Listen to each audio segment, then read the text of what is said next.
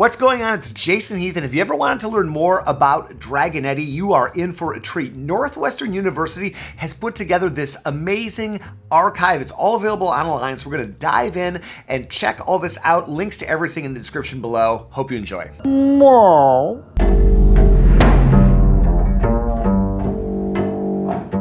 All right, here we go. Digital Dragonetti, exploring the collections at Northwestern University. My alma mater, very cool. Andy Riccitti, the current bass teacher at Northwestern, sent me this shirt. So let's start off with the music. And the bass world is so small. I have connections to everybody pretty much featured up here, starting with Jerry Fuller, who I've had on the podcast and is just a wonderful bassist and early music proponent and scholar. And I even taught his son bass for a bunch of years. So very small world indeed. Dragonetti was in high demand as a performer, and his playing was an inspiration to many, including Beethoven, who may have composed the famous double bass passage in the Ninth Symphony with Dragonetti in mind. It's pretty wild. You can see in Beethoven's music when he met Dragonetti, because all of a sudden the bass parts got split off and got more complex, and very interesting just what an impact Dragonetti probably had on composing for double bass in general. I found it kind of interesting,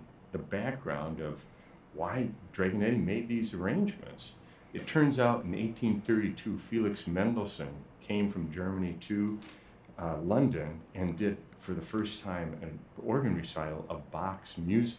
If I remember right, Mendelssohn brought Bach's music back into the public eye, and now it's just thought of as one of the major composers, but he'd kind of been lost in history for a few decades after his death. And to our knowledge, this is the first performance, the one that Stephen and I did and recorded here, of this arrangement in nearly 200 years.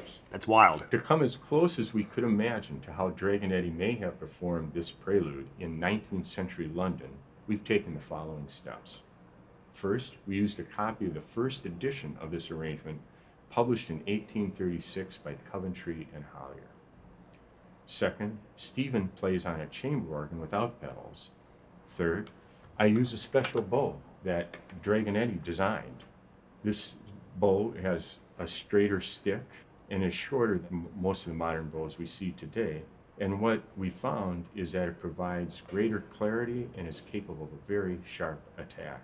Yeah, it's wild. If you've never played on a Dragonetti bow, if you get a chance, try it out. I have, you can maybe almost see it in the camera right here. I have this Baroque bow, different, but also not a modern bow, that I play around with sometimes in Baroque music, and then this is yet a different feel. Really interesting bow. Finally, because it's well known that Dragonetti performed on a three-stringed instrument, we asked Andrew Hassel of Chicago Bass Works to temporarily convert my bass to more closely match the instrument Dragonetti would have used. That's committing to the cause. The first thing that we have to do to convert this from a 5-string to a 3-string is to remove the machine tuners, the extra machine tuners, and reposition it so it will accommodate 3 strings. After we've removed the additional machine tuners, I had to make a custom-made nut for 3 strings. So we've got the 5-string nut here to replace with the 3-string nut. After the new nut is finished, I hand-fitted and hand-carved a 3-string bridge. Then last but not least, I custom-made for Jerry a mahogany tailpiece specifically for a 3-string bass. After we made all the new pieces, it's time to string it up. We're using traditional gut strings as would be appropriate or used in the time period of Dragonetti. Interestingly, because we're using gut strings and they're not the same tension as steel core strings, one side of the tailpiece is a little crooked because it's pulling more on one side than the other. Normally you have the 4 strings and each of them balance each other out, but since the one is in the middle and is neutral, one side of it is twisted. Once completed, we found the instrument was louder and more resonant. There is correspondence in the Moldenhauer collection between Dragonetti and Rossini, who was director of the Paris Conservatory at the time.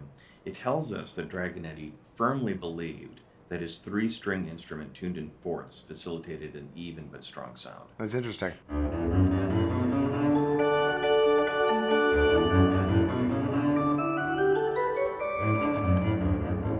I don't think they say on this site where this is taking place. I'm pretty sure it's in Vale Chapel, which is kind of in the middle of campus.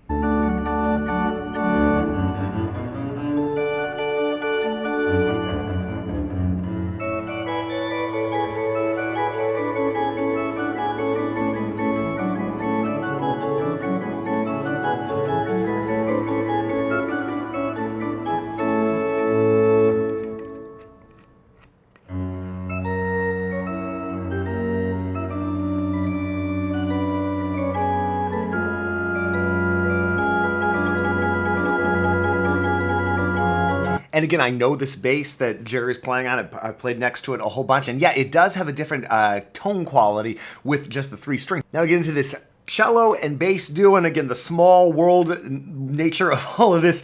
Ian Hallis is teaching at Northwestern right now, and he is in the Chicago Symphony now. And my former student, I think we started doing lessons in 5th grade. I've had him on the podcast multiple times, so I will link up to all things Ian.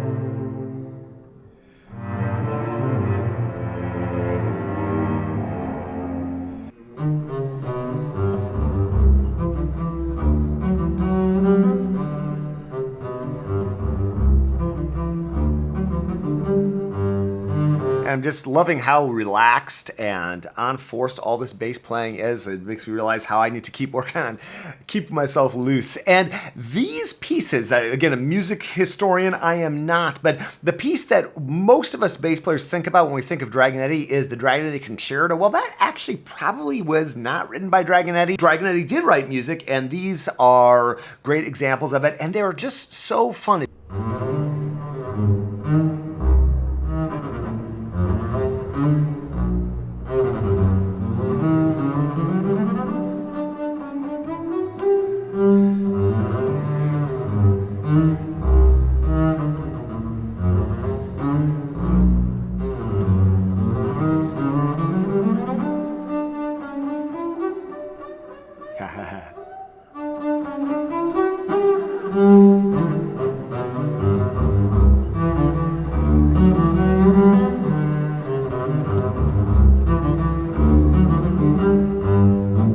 There's so much great lore, and I don't know how much of it is true. This story, and I don't remember where I saw this, maybe we'll find out as we dig in, about Dragonetti having these life-size porcelain dolls that he'd bring with him everywhere. I even pulled that little bit of lore out for one of those 2020 Stupid Bass History videos. Coach Dragonetti is coming, and what's he giving him? Oh no, it's Dragonetti's creepy dolls!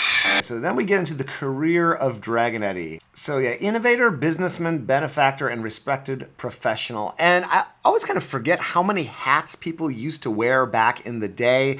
We have this much more specialized music world right now where people are just orchestral double bassists. That's a thing. Or just a double bass teacher or double bass jazz player. But you rewind 100 years, or certainly a couple hundred years, and people wore all these hats. They were impresarios. They were putting on their own concerts. They were composing. They were teaching. Resident aliens. So Dragonetti, to some degree, was always an outsider in England, never naturalized, nor given the right to own land. Rossini, noted opera composer, who then spent the last several decades of his life becoming this really famous chef in Europe. Fun fact.